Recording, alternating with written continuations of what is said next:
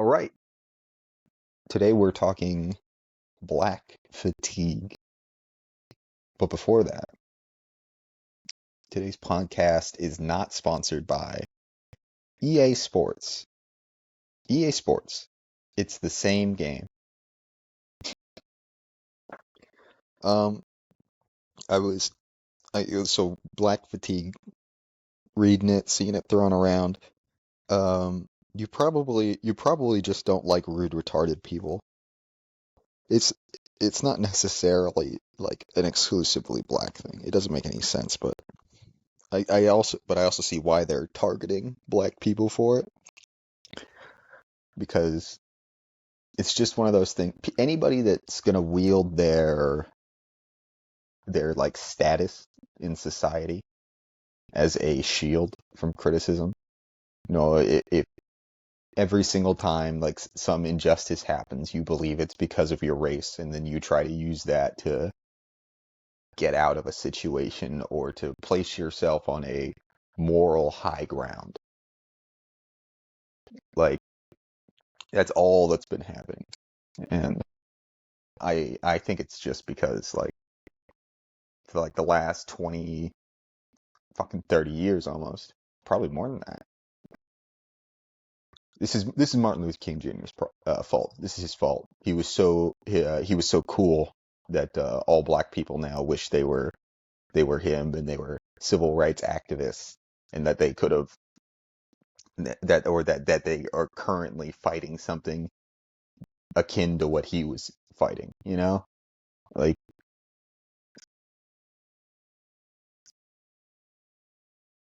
like it's childish. It's fucking cosplay. Like you're not serious when you do shit like that. If you want to be treated fairly, you have to treat your like others fairly, and then you have to follow the fucking rules yourself. It's let's stay. Like I might be wandering from it too much, but like when for like the last 20, 30 years, like we've been absolutely bombarded with videos or documentaries or social media. Oh, don't get me started on the George Floyd stuff. But like we see like all these videos of the civil rights protests where people are getting hosed down, where they're getting dogs called on them, where they're getting arrested, they're being brutalized, right? Like that's all they show us. Like black people are victims, black people are victims, black people are victims, black people are victims. Like this is what's going to happen. People are going to think that they're victims. You're not a victim until you're victimized. Like, and even then you have to realize some people are gonna do something bad. They're gonna get in trouble. The police or someone is going to arrest them. And then those people that are getting arrested, some of them are going to try to do whatever they can to get out. And if they can't get out via force, they will attempt to get out via their words. And they'll try to get the attention on them and say that wrong has been committed against them. And a lot of the time they're gonna do it along racial lines. And and I don't know why. Like it seems like such a ridiculous jump. But I guess when you're a minority, it's like to call like a white person racist is like it's like it's supposed to be like your trump card. Like they're supposed to like, oh, stop. It's like, okay. Like think about that shit that happened with Sarah Silverman. She literally said like, whoa, okay, I'm sorry, I surrender. Like the second someone said that what she was doing might be racist, she just dropped off immediately. It's like, oh, I'm sorry, no, I surrender. Don't do it. Like what else? They're utilizing it as a weapon, and it's bullshit. But specifically on black fatigue, no, we just don't like people who don't follow the rules or that get special treatment. like I want things to be fair. I want all the rules to be laid out bare so that we all know the rules and we all know how to get around the rules together. We don't we don't we don't need to. All right, fine. We'll go there after this ad read. Today's podcast is not brought to you by Hims. Hims. We're desperately trying to convince you that ED is normal. Fuck those guys, by the way. I do not like the ads for Hims. I don't like what they're implying that it's a very normal thing to just take as it's like, oh yeah, you wanna have sex with your girlfriend because she thinks you're not lasting super long. Have you tried an erectile dysfunction pill? Don't be a fucking retard. Maybe you're just not attracted to your girlfriend. Maybe you need to figure that out. Maybe she's not attracted to you. Maybe you need to stop taking that medication and just go bald. Stop taking that medication that's thinning your hair. It's ruining your dick. Fucking retards. Uh, where else were we? Oh, um, the George Floyd thing. Uh, sure. I think you can get Derek Chauvin on like what is it, second degree murder? Was he being irresponsible with the amount of time that he was on him? I mean, probably, right? Like that amount of times, like you should be checking on him. That's fine. Um, the whole knee on the back, I don't really believe that killed him. I just don't. It's kind of ridiculous. Uh, I've never I've never been choking somebody and heard them been able to scream for their girlfriend. That's who he was screaming for, by the way. That's what he called his girlfriend was Mama. He wasn't actually screaming for his mother. Uh, he was screaming for the most important woman in his life still, you know? So that makes sense. But I've never been choked and been able to scream. I don't know what that's about. Um, I do know that fentanyl is extremely fucking dangerous. Like you like um micrograms is what you measure fentanyl in. And I'm not pulling this out of my fucking ass. I actually know the proper use and the administration routes and everything for fentanyl. I know about fentanyl. Like the amount that he put in his body. Uh, like why would you like? Well, one, he did it to hide it because he had a big old thing of it just sitting around, and he was like, oh shit, I gotta put this somewhere. And of course he's like, oh well, time to swallow it. And then if you watch the whole video, you understand why the cops put him on the ground. Like you could get that one guy, Derek Chauvin, for that problem. And then the other problem I had with it was during the trial, there was this uh they had that one witness that she was supposed to be an EMT or maybe a paramedic, and she kept saying shit like, oh, what was it? Oh, the guy was asking her, like, what would you do if somebody started, being violent during the situation? She's like, I wouldn't stop my care.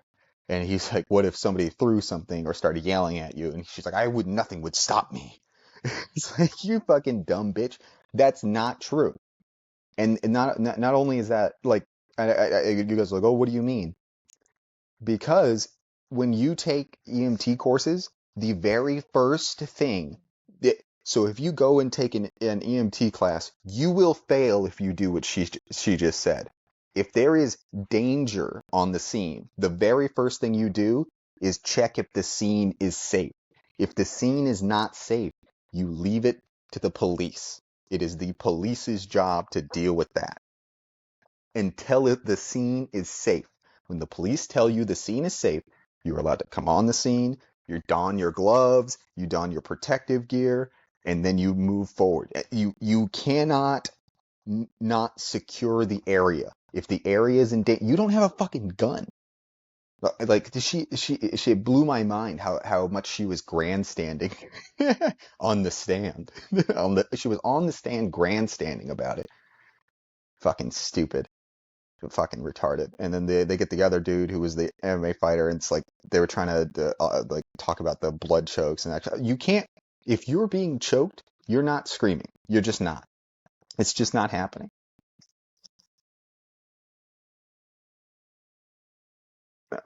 Okay. Now that I've got those out of the way, but it's things like this where there is just this massive uproar for only one part of the population. It's like, what are we doing? Like, either everybody gets this treatment or nobody does.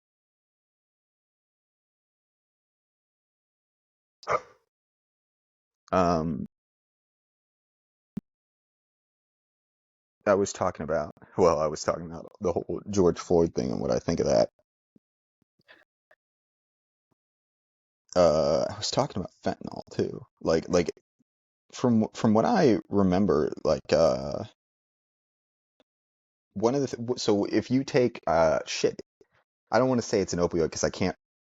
I'd have to look it up. I don't super remember right now. But there are certain types of drugs that will stop your lungs from working. It's like an actual danger. It's stuff we learned during World War II, or I think it might be a little sooner than that. It's like if you give too much of a painkiller or an opioid, you will stop a person's lungs from working. They just won't work. So like expansion of the lungs comes from your rib cage opens up, and breathing comes from your back. It doesn't come from your neck. It doesn't come from the top of your shoulders. You breathe from your back. Your lungs expand all from your chest being open. They expand to the distance that your chest is open. That's why your diaphragm pushes your lungs up to get rid of all the air, and then it comes down and your rib cage expands and your lungs fill that void. When you give someone fentanyl, if you give them too much, and by the way, super fucking easy to give someone too much fentanyl, like ridiculously easy. You can cause like fucking what's it? Respiratory depression. Is it depression? W Depression sounds dumb, but like their lungs aren't gonna work. So a dude fucking throws a whole bag of drugs into his mouth. He starts flipping out, and the cop. It takes a while to even get him near the car. He starts kicking, and this is a big fucking guy. And you're one cop trying to get him into the car. He doesn't want to go into the car. He starts kicking around. He's freaking out. Said it's like, all right, we're gonna put you on the ground. He says, all right, I'll go on the ground. Put him on the ground. Fucking dipshit comes over, puts his knee on his back. This dude's lungs are probably already going to get ready to shut down. Fentanyl is extremely fast acting. And well, let's see, he had it in his. You can think about like the half life was the bag pop before he threw it in his mouth, because you have membranes within your mouth that go straight to your bloodstream. I mean, like they pass all these other. But then you have to think about like availability to even go through. You have your underneath your tongue and in the gum line of your mouth. There's like little, imagine they're like little holes, little nettings, and only certain drugs and stuff will be able to get through that are real fine. That's what bioavailability of stuff is too. Um, like if any of it got in his system at that point, I don't care how much drugs he's taken before. Fentanyl is ridiculously dangerous. We measure it in micrograms. Micrograms. That's fucking nothing. Ugh. And it's just like what a waste of everybody's time to focus on it. What an absolute waste of everybody's time. Like it makes no sense. Like all like you do all these bad decisions in a row, and then and then a guy shows up to the scene. There's a male that's not being cooperative, right? So he walks up and he pins him down. He didn't know what he took. He doesn't know the situation. He just knows that this dude is not cooperating. He's actively like fighting. Like, what do you think he's gonna do? He's gonna resort to his training. We saw that. It's like in the training manual, and then you could argue put him in a recovery position. I don't know if you guys have ever wrestled somebody who doesn't want to do or be somewhere. Getting up off of them, that's a level of trust that it's hard to say when you should. Because it, like, say you're like, all right, I'm gonna get up, and then he starts flipping out again. Like, that fucking happens all the time. So I think you can get him for. I think it makes sense. Manslaughter does make sense. Like, yeah, it was kind of your responsibility to keep checking on him, especially if he stops moving a lot. It's your responsibility to check on him. So I'm fine with that. But don't act like this dude was some fucking martyr. That's retarded. That's retarded. That chick that was on the stand, that paramedic, or she might even be a paramedic. She's a fucking retard, and she forgot her training, and she was trying to grandstand because she saw something she perceived was an injustice. It's fucking stupid. And I think those kind of things contribute to black fatigue. Black fatigue. What is it? It's so stupid. We just don't like things being unfair, and people are feeling like one one specific race group is getting special treatment, and that's the same exact thing that black people were perceiving. They were perceiving the same thing. They were like, hey, all the whites are getting better stuff. They're getting better treatment. It's like, why can't we have that? Now you're doing it back. You're doing it back to them because of some injustice that you perceived on a Martin Luther King Jr. documentary that you saw in school. Because you wanna cosplay a fucking civil rights activist. You're wasting all of our time. Just let it go. Let it go. Today's podcast is also not brought to you by the blacks.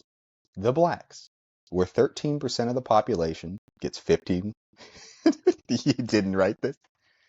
The blacks, where 13% of the population gets 50% of the slurs.